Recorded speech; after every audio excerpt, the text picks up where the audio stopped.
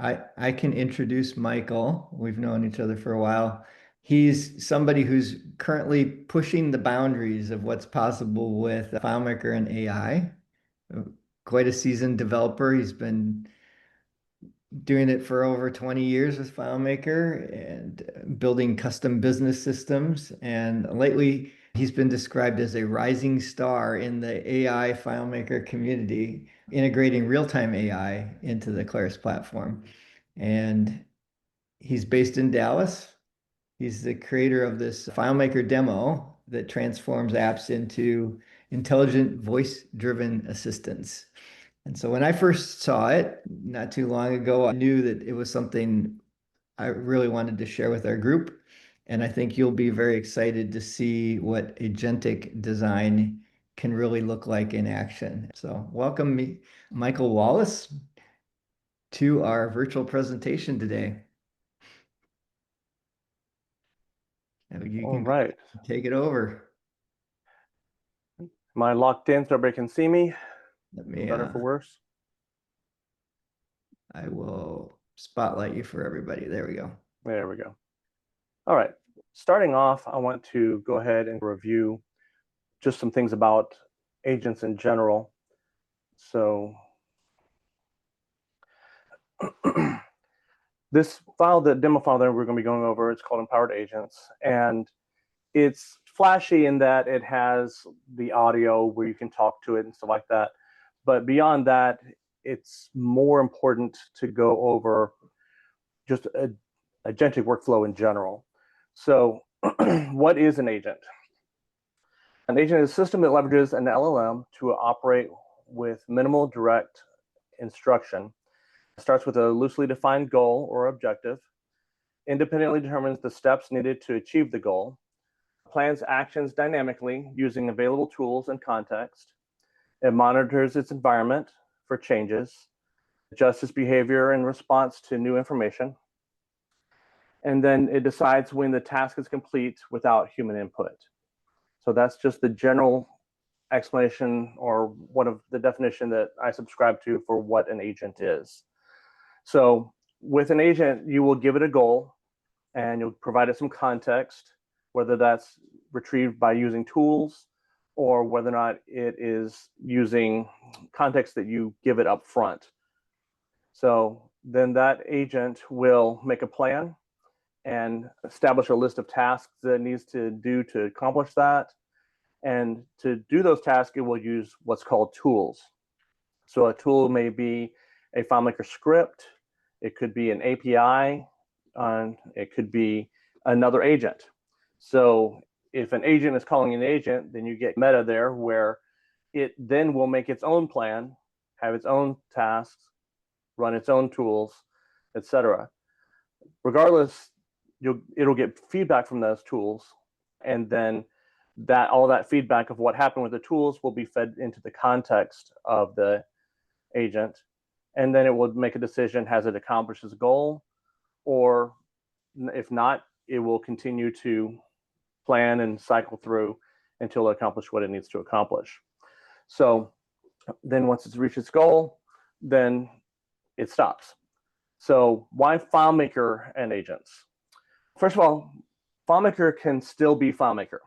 And there's a lot of things that work well with agents and FileMaker, where we have a lot of things, we're standing on the shoulders of giants, and we don't have to worry about trying to recreate a lot of things that other agentic frameworks have to create. The security and the guardrails are much easier to accomplish. The guardrails are simply just another way of saying security. It's where you keep the LLM from just going off the rails. In other words, it's making its own choices. It decides when it wants to do things and how it wants to do it. So you want to put in boundaries. For example, one of the jokes said when we first started talking before everybody else joined was FileMaker delete all records. And someone walks by your cubicle and says that, and all of a sudden it clears out all your records. Obviously, you don't want that as an option where you can just accidentally do something like that.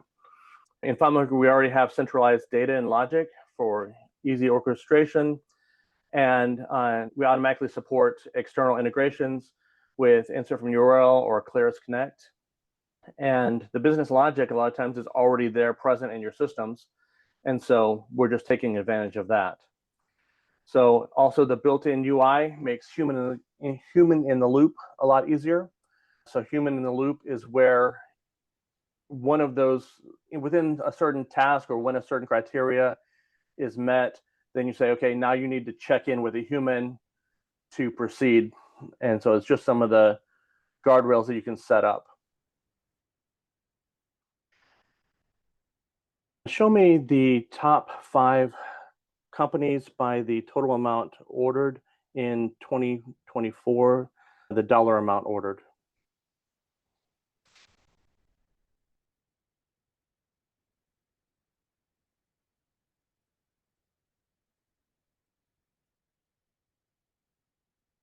Here are the top 5 companies by total orders in 2024.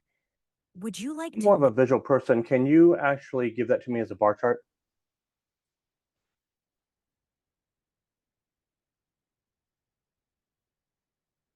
Got it. The bar chart is up for a visual overview. Can you actually show me those records in the database, those companies?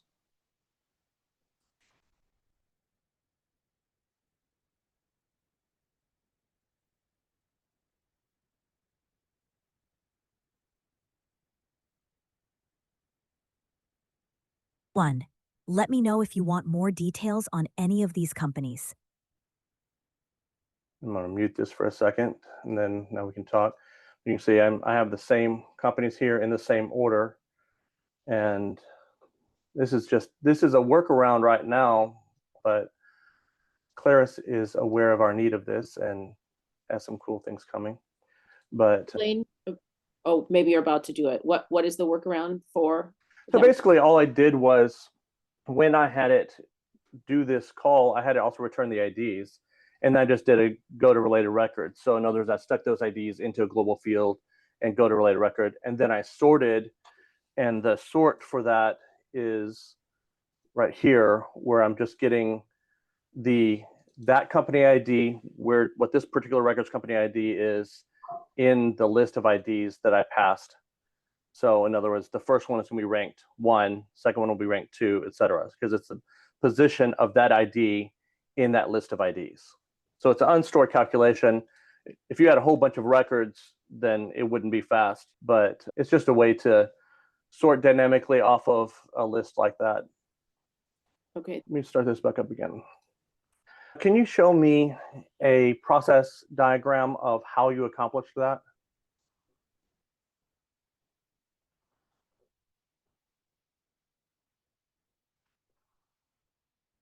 I've displayed a process diagram for you. Let me know if you'd like any tweaks or more info. So here we have it says request top 5 companies by order amount, and then query the top 5 companies, return those 5 companies, display the bar chart, click the company on, and then navigate to the company records. I want to actually have them break this down a little more. Can you show that to me, but show the different agents? So how you called a sub agent in order to get the data and to chart the data, etc.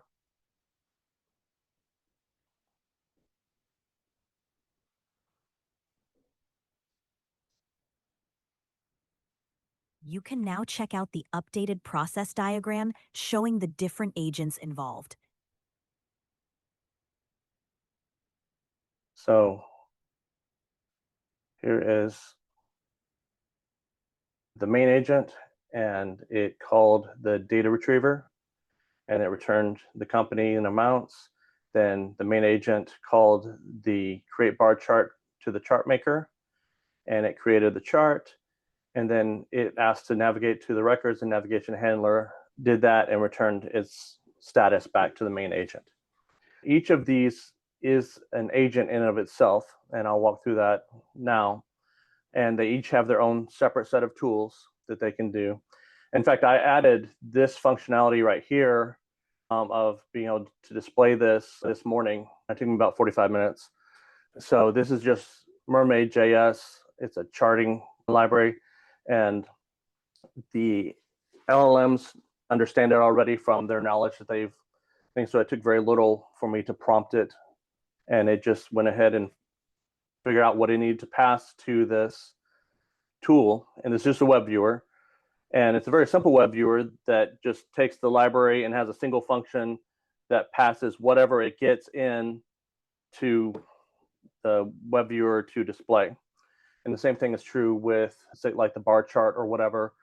I can do a bunch of different types of charts, and it's just what gets passed to that function is what gets displayed. Any questions so far?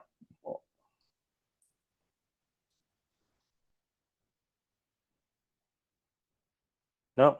Y'all want to get under the hood? So, Sure.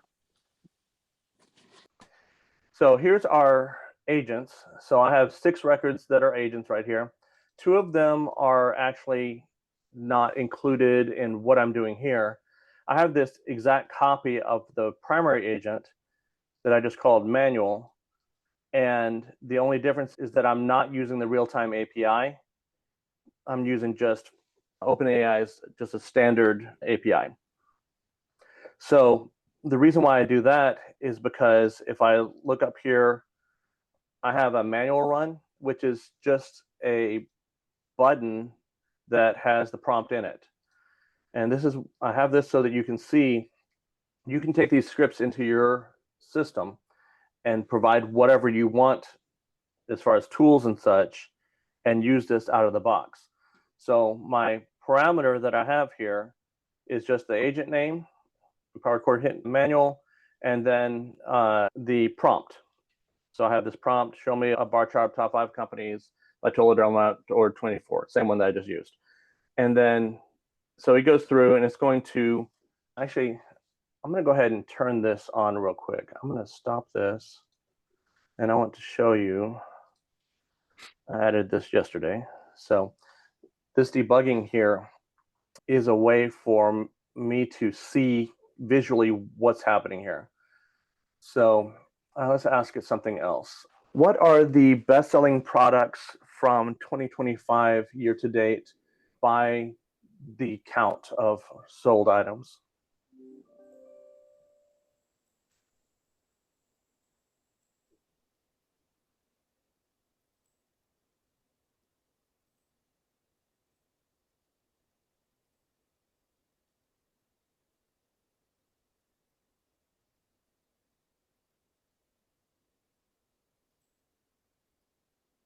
Here are the top best-selling products for 2025 so far by item count. So if I click on this, I actually can, unfortunately, I can't do it while it's running, so it's annoying. And you can change the settings on this so that they'll stay on the screen longer. But if I click on it, this is actually the tool call that was made. It was show markdown, and here's the arguments that the markdown that it is to show. So markdown, if you're not aware, is just another way to display text. One of the ways that you can do that is to create a table by using these bars and things like that. And it understands markdown, so I don't need to do anything special with this.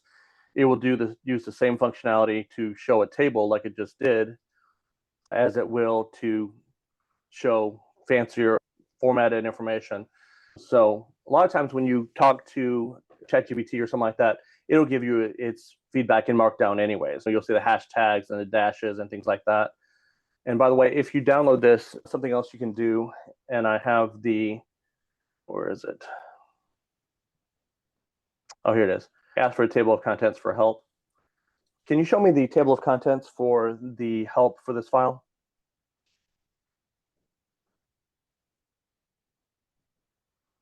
Let me know if there's a specific section you'd like to know more about.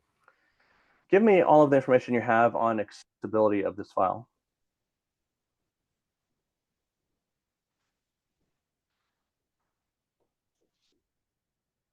That covers how you can extend the file.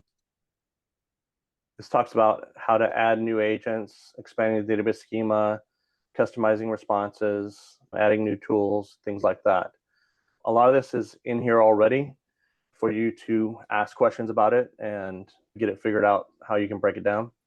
But again, the flow, like we showed in that chart, is that either this agent that's a verbal agent or manually run agent is going to receive a prompt from you, either by voice or by text, and then it will make a decision on what tools it can call. Here's the primary agent right here, and these are the things it can do. It can call another agent, it can get the DDL, our new function that we have in FileMaker, get table DDL, and it returns all the schema of that table. So it's actually a create, what is it, like a SQL command to create those tables.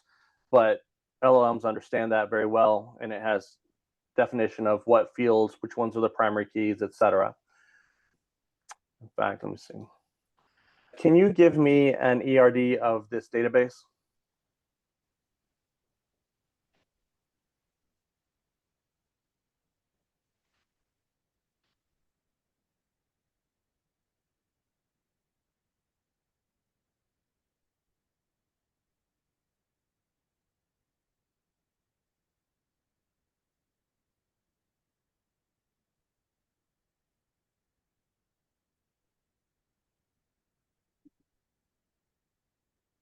You can now see the ERD for the database layout. Let me know if you need more. I didn't give it any information that it didn't already have. It has the fields and stuff like that. It made the decision on how things are joined. This is actually just its own wordings where it says company has contacts, company places orders, orders contain line items, order line items include products, and it has which one is foreign keys, which one are the primary keys on this column here. And again, you notice it didn't give me anything about agents or tools or the other tables, because that's an example of a guardrail where by default, I only give it access to those tables. If it asks for the DDR, it defaults to just those external tables that I'm using for testing purposes. So as far as what is an agent, we have a description of the agent and we have the system prompt. I say, I don't know, I can't see if I can see everybody, but maybe I'm curious, how many of you have any experience working with prompts and working like ChatGPT or whatever? See if I can get enough to see everybody here. There we go. Now I can see for the people I can. But so a prompt is simply just how you're asking the question, and LLMs are completion. They just are looking to complete the next word. Just like when you're sending a text and it suggests the next word, thinking, I think you're going to say home next. When you say, I'm on my way, it suggests home. So LLMs are just much more advanced versions of that. And if I ask it a question, it continues that thought, which becomes the answer. And of course, they do fine tuning to give it in the form of an answer and to clean it up and that kind of stuff. So my system prompt here, there's all this information that talks about how it works with the different agents. I have restrictions. I have some things where I got really frustrated with it and I put it in all caps and it actually responds better to that kind of thing sometimes. But it also has these tools that it can do, show markdown or get interview answers. That was what I came with up at the time. That's just getting information about the database. And then the next one here is a navigation handler. It can close a window, get layouts, perform navigation, open company records, open contact records, select a window, and get the window names. So all of those tools are things that it can do. That way it doesn't open the same window already that's already open. It will just bring it forward if there's a certain window that's open, different things like that. And then we have the chart maker, and it has these 5 different types of charts: basic, bubble, candle, box plot, circular, scatter, and heat charts. And it has a good amount of instructions in its system prompt. And then the tools will also have more information. Let's see if I can get over here. So like these charts are actually all running the exact same perform JSON function, regardless of what they're passing. It's just that they're passing a different structure of data, whether for a line, area, or bar chart, etc., versus a pie, donut, or radial bar chart. And this schema is what tells the LLM how to pass that to your script. So JSON schema is just JSON, but it is JSON that defines other JSON. So in other words, this is what this JSON requires. For example, in this schema, the required parts are chart, series, and labels. A chart is an object that has properties that are string that will be enumerated to be one of these values. It'll be either pi, donut, radial, or polar area in the same. A series is an array of numbers. Labels is an array of strings. And you don't have to get too intimidated by this because LLMs can write this for you. If you tell it, I need a JSON schema for this script, and these are the parameters, and this is what it can be, it will write this for you. I also set this up so that you can edit within here and save it back. Let me see if I can get a better example of one. That's a more complex data API. But say get layout fields. This has just one value. The key is layout, and the layout for which you want to retrieve the fields. And it's a string, and it's required. And that's what it looks like right there. So you have your properties, layout, which is required down here, as a description, and it has a type of string. And so why do we do this? Why do I have this JSON schema here? Because when I call a tool in FileMaker, and again, just to equate, make sure you understand, a tool is a script when it comes to FileMaker. Anything that a FileMaker can do with a script, anything you can do with a script, an LLM can do with a script, an agent can do with a script. If you, going back to our joke, if you created a script that said, delete all records, and you gave that tool to the LLM, and you told it to delete all records, it would delete all records. So regardless of what that power is, now that could be working with APIs, where you're going out and checking email, bringing in emails for your clients, going through and looping through those records that you have and doing a categorization on those and performing some kind of response. You could even have it reply. More likely, you probably, until you develop a lot of confidence in it, you could just have it create drafts.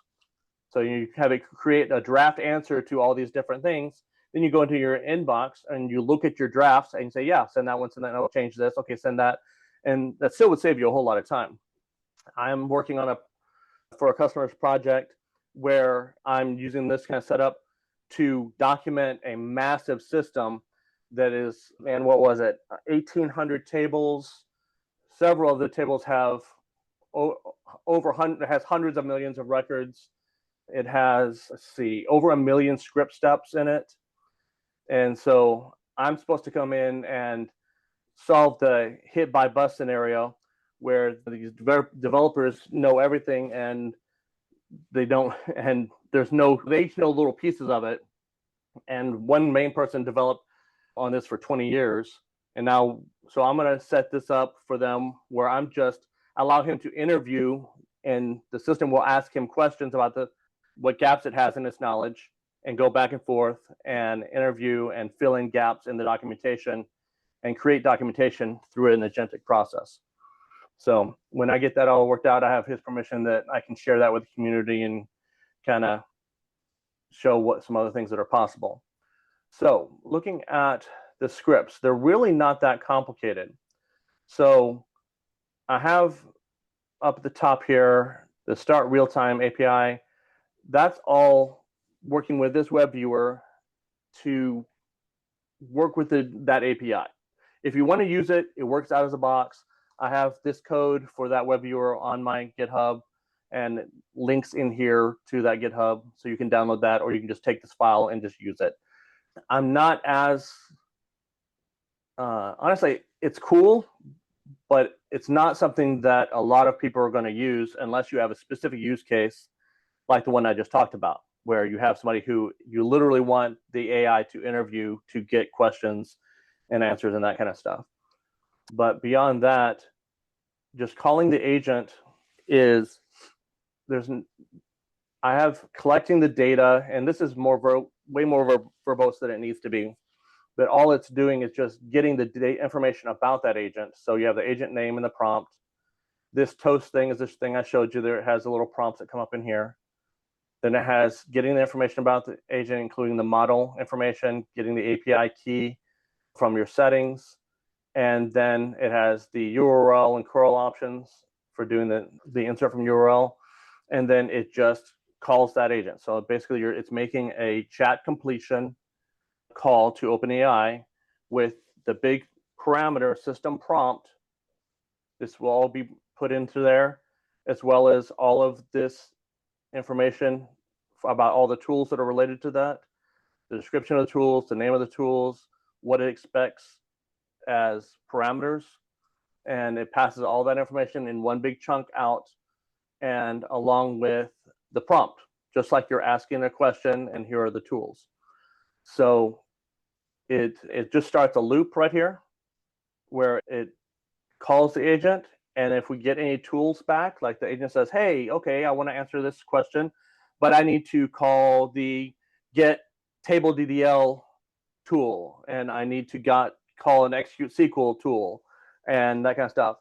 And it will have, reason why it's a loop, actually, so here's the call tools.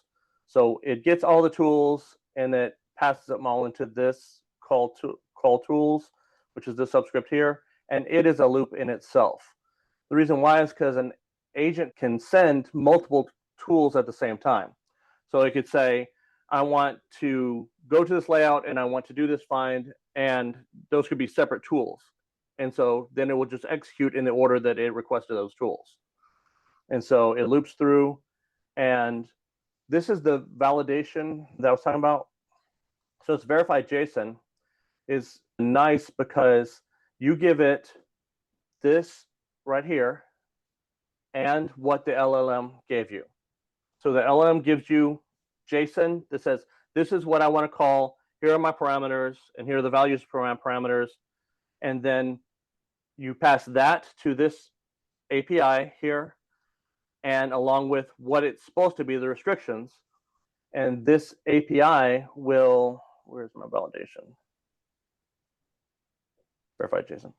So this assertable.com is free API, and I can send it those two pieces of information, what the LLM gave me and what it's supposed to give me for this particular tool call. And it comes back with human readable, which is really great for LLMs, human readable text saying, hey, you're missing this parameter, or this parameter can only be one of these 5 items. And so it will pass that back to me if it fails with a success or failure, saying that when it tried to call this tool, it came back with a failure or a success based on, so valid tool, this is like, I just passed in a name of tools that are available to this agent and this tool name. If that value exists in there, then I'm saying that's a valid tool. That's because I had some problems with hallucinations where, for example, when the primary agent was trying to call a subagent, it was trying to call the subagent as a tool name. So ChartMaker, it tried to call as a tool name instead of call agent ChartMaker. So that kind of thing. So this just verifies that the tool that it's trying to call is one of its tools. If it is, it validates the JSON here, and then it gets the validation result. If it is valid, it's a valid tool and it's valid parameter, then right here is our magic sauce, perform script by name. Perform script by name is the name of the tool, which is also the name of my script. And the parameter is simply what the LLM told me to call it with. And all of these tools down here are simply, they expect a certain parameter. In fact, this one has no parameters, and it'll say that in the thing, window names. and my result text is just window names, and then I exit with success, true, result, window names as result text. That's really all this is doing, is perform script by name. It's validating that what it's sending to, what it's trying to call with is valid, and that's what the whole nice validation part is. But after that, it just does a thing. And then I return from my scripts, the script parameter, did it succeed or not? Success, true or false? What is the result? For example, and you have to return a result, otherwise it doesn't know. It can't see the screen or anything like that. When, for example, whenever I just set up this new functionality a couple hours ago to show that JSON charts, I forgot in my script to, this one here, I forgot to return the success here or error. And so what happened was it kept calling it over and over, getting frustrated, saying, show the chart. And because I forgot to tell it, yeah, okay, I showed the chart. But so you need to tell it what's going on, because that result is going to be passed back up the chain. It'll pass to, as a result of the tool call, to the calling agent, and that agent will say, okay, I got my result, and it will, in human terms, tell its calling agent what happened. And that's one of the coolest things about this, honestly, when you're looking at the different sub agents and such. When the main agent uses this call agent function, and again, which is the same thing, exact same script that I'm using right here for a manual run. So it's calling a script with a agent name and a prompt. And when it does that, it's making up its own prompt. So whenever this agent wants to get data about something, it may parrot what I'm saying, or it may ask something completely different to that sub-agent because it needs a piece of information, and it will make up a prompt, and it will call that agent with that prompt. That agent will run whatever tools it needs to run, and then return its result back up to the parent. It gets that information and says, okay, I have that. Now I need to call this other agent, or I need to run this tool, or I need to show Markdown to show the results to the end user because I have everything I need. So I think that's probably enough information for y'all to dig in and understand the flow of what's going on here. Tools can be extensive, including, like, for example, one of my tools uses the SQL library here. And this is just 20 records that I generated with an LLM and ran and got data. So I had the prompt, what are the total monthly sales of screwdrivers and hammers in 2024? Okay. And so this is a SQL prompt or SQL call that I know works based on that prompt. And so one of the things that I do in the agent, if I'm looking at the data retriever right here, I have this find existing SQL. And so I tell it, try to do that first. Always call find existing SQL first before using execute SQL to try to find existing execute SQL statements that are known to work. So it actually uses, right here, this embedding, it does a semantic search for this prompt. So it compares what it's looking for to see if there is a similar in meaning, semantically similar prompt in the system that matches what it's looking for. And that way it has some examples to work off of in order to create its own SQL. So that's just things that you can do. Again, you can do anything with this, and giving it the tools to succeed like that, where you give it ways to look up good ways to accomplish what you're trying to do. Let's see if anybody has any questions, because either I did a flyby or you probably have a lot of questions. So is the best way to this as this demo file, would you replicate this in this kind of structure in your own solution, or would you add this on and try and have it call your own solution, or what would you recommend? Yeah, so I'm planning on releasing this if I can get some time. I'm not so swamped. Is to release this as an add-on so that it won't have the test data, or it can if decided on what you want to do, but it will work in a way where, like in the settings, you will be able to select what tables you want to give it access to. The things that they showed some stuff like that at Claris Engage, but you can select what tables you want to give it access to, and then you just build your own tools. You can use what tools are here, like execute SQL or get layouts or whatever, and copy those scripts in, or you can just create your own set of tools. And so anything that a FileMaker script can do, you can create a tool to do it. You just need to have JSON in, JSON out. And so it knows what it's doing. And so if you copy in the base structure, and actually I have that in the settings, I think it's under next steps, but basically I just put in there the standard copy paste order whenever you're working with FileMaker. You copy things in a certain order in order for it to work and not to break. So that's a very documented way of doing things. I'm infinitely familiar with that because I got my start in FileMaker moving all the files from FileMaker as a junior engineer, moving all the files from FileMaker 6 into FileMaker 7 and doing crazy number of consolidations. Metadata magic will be a part of my memory forever.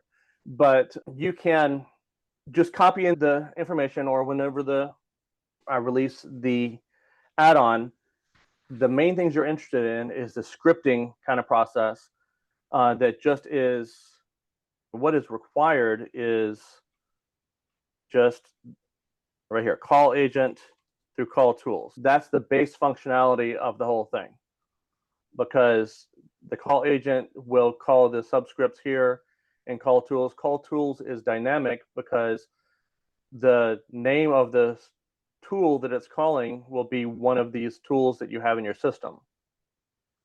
And so you'll validate that in your setup. Of course, you need the agents table and the tools table. I have a table for models, but again, this is insert from URL. And so you could have a locally hosted model and use that. It doesn't have to be OpenAI. It doesn't have to be a provider like OpenAI, or it could be another provider like OpenAI. Any other questions? I have something else I can show you that's cool if you're interested, but it's not exactly the same as this. But how does this file then differ from what Ronnie Rios, the demo he did at Engage, and what he's going to release? Ronnie Rios has released his, and his code, he got all of this, the Realtime API, from me. And he said that at Engage, and not in his main thing, but he gave me kudos in his session or whatever. But yeah, so his thing is very much the same as mine. It's just a different flavor. In fact, you could look at both of them and see how I did it and how he did it, and then pick and choose what you want to use. So the base concept is that an agent calls a tool, and that tool is a FileMaker script, and you need to tell it how to call that, and that's where the JSON schema comes in. And you always need JSON in, JSON out, so that you can communicate with your agent what's going on. And it will continue to call those loops until it gets something done. I have another customer I'm working with where we're replacing some really monotonous work where they're doing it twice. So they're a virtual mailbox company, and they're manually looking at all of these images of letters and typing in the code for what mailbox it's going to. And so they do that twice. So the first step is we're going to replace the first person with an agent, and we're rolling that out where it will just go through and tag the right box. And then the second person, we have human in the loop because the second person is doing it blind anyways. And so manual jobs like that is what we're looking for.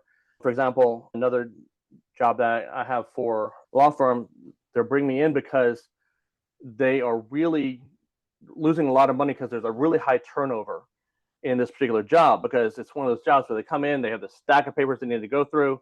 They work until lunch to get through that. When they come back from lunch, they got another stack of papers there. They work through that, get done with that, come back the next day, they have another stack of papers, and they're like, they can't keep people in that job because it's just very monotonous and things that can very easily be automated if it can make a decision. And that's where we've always come up to a certain point. We've automated in FileMaker. All of you are automators. And you just have historically automated up to where a decision needs to be made. That is fuzzy logic. Now, if you could branch it, great. But if it's something that a human had to make a decision, then that's where you stopped your automation, and then you maybe picked up another automation after that, after a human touched it. This is where you don't have to do that anymore. With the proper guardrails and with your prompting and like that, the agent can make those decisions, and you can flow right through and just keep on working. That's the strength of this. Any other questions? So is utilizing the agents like this practical then today in a real world solution? Are there any Yes. cost considerations or There's larger data sets or? Yeah, there's always cost considerations, but I guarantee you, most businesses, their biggest cost is their employees.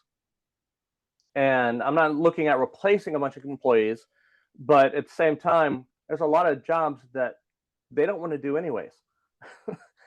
And it's the really repetitive, grinding kind of jobs is what this is really good for. And it's going to take some work to get it dialed in. Prompting, you're going to have to learn about prompting. You're going to have to learn about how to work with LLMs. I have a huge head start because I just dug into this stuff, and my wife can't take me anywhere because I'll just start talking about agents and LLMs and AI and everything like that. And she's like, shut up. But you're not too late to dig into this. And one of the biggest things as far as playing with this kind of stuff is, like Sam Altman, a quote from him that I like, he says, you need to be building something that almost works. Because if it almost works, the next model is going to be coming out within months, and it's going to work. This is when you need to dig in on this, because the models are getting better, it's getting easier to work with it, and you're going to want to have this in your tool belt for process automation and stuff. Even small things where you have this kind of setup in the system and you only touch it every once in a while. You have this process that gets up to a certain point, and historically you've had to have a human touch it for some minor decision, but that decision it's fuzzy enough that it can't just be scripted very easily, but an LLM could do it. And then that also is, I just had another thought on that. Nope, it's gone. This is the worst it's going to be it's only Right. going to get. Absolutely. This is the worst it'll ever be. And consolidation is what I was saying about. Another thing that you can work on if you're looking at saving costs is if you have a task that is not super, super complicated. For example, with me tagging those envelopes. Now, that kind of takes a human historically, because you're looking at mail can be formatted all different kinds of ways. People do it wrong. Apartment such when it's supposed to be suite this, or it's on the wrong line, or it's just missing, or whatever. But it's a very niche thing that you're doing. So I can take a good model, like say GPT 4.1 or something like that, or 4.5 I just saw came out, and process a bunch of queries, have it do the job, say 1,000 times, and review that and say, okay, I have all this data, and I see, okay, these are the ones that are good. I'm going to throw out the ones that didn't work, where it did it wrong. But that's including tool calls, like it called this tool, here's the result, it did this, here's the result, and here's the final result. So that whole process is one row of training data. And then you can train a small model that's a local model with all of that data. And that small model will be as good as an expensive model at that job. Not at everything, but at that job. But that's all you care about, because you're teaching it to do that one job, and you have all these examples, you run it through it, and now it's as good as, and sometimes even better than, a big model at doing the task that you're trying to have it do. All right, let me show you one more thing. I know we have a hard stop coming up here. This is the Claude desktop app here.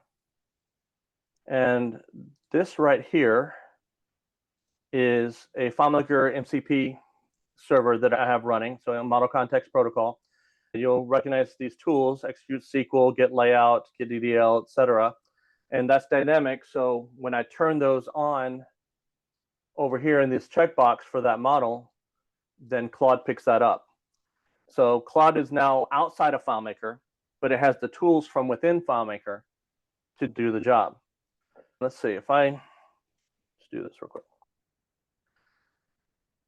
Give me the top 5 companies from 2024 by total order amount, and show me their sales on a bar chart, and also show on that bar chart how much their sales were from the previous year, 2023.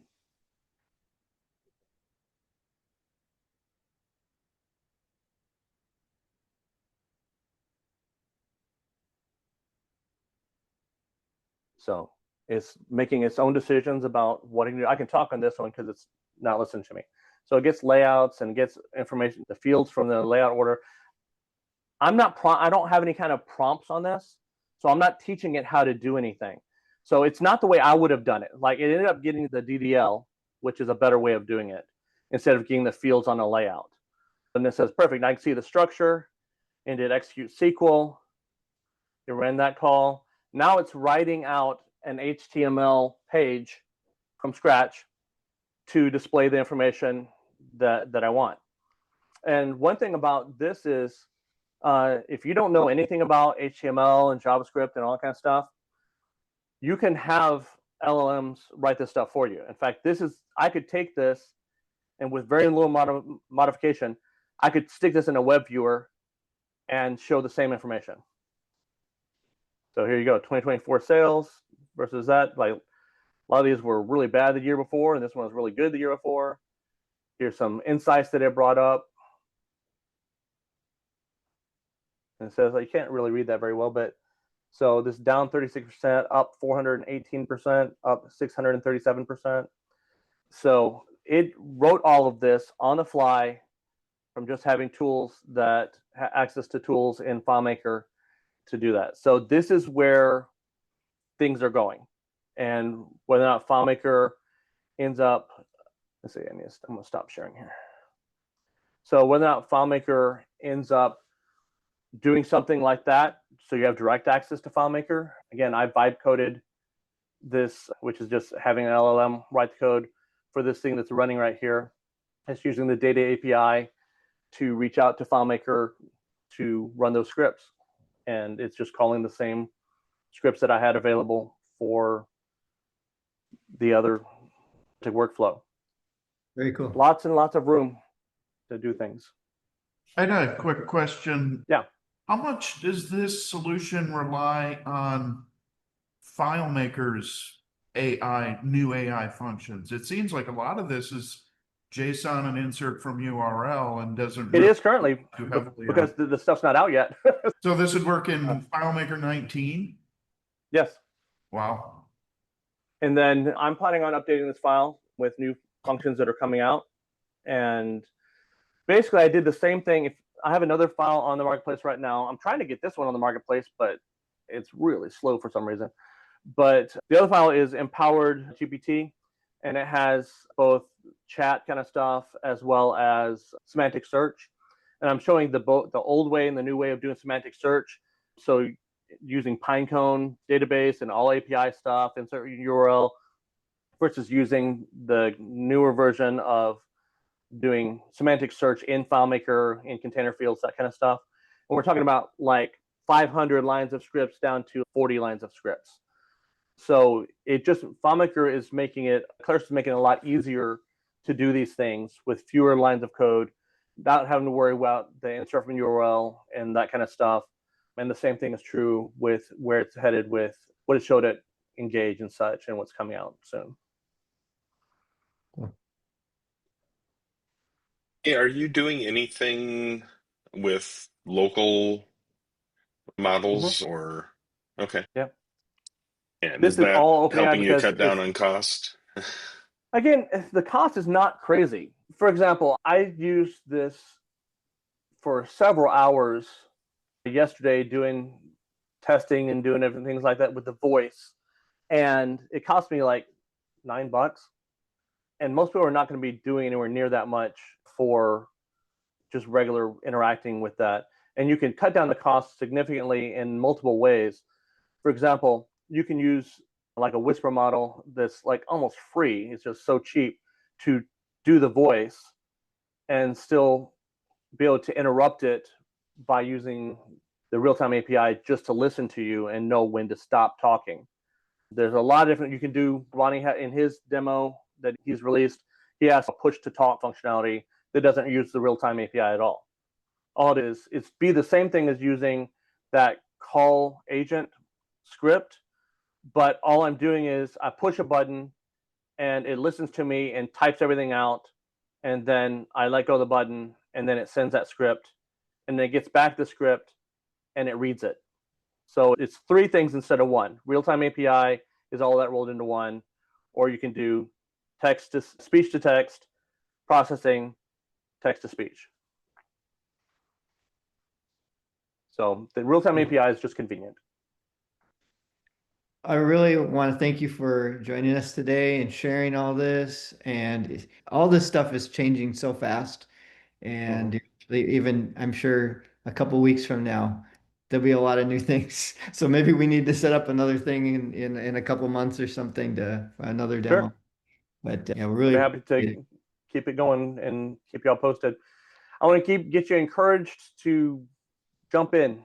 That's my biggest thing with this is jump in. The water's fine. It's really, I've done a whole lot of research, so hopefully I can refine it down to make it easier for you to jump into. So appreciate that. Thank you so much. all right, y'all have a good day. Yeah, have a good day. We'll do this soon. Keep your eyes on clarisexchange.com for future. All right, Folks, Sure. thanks. Yeah.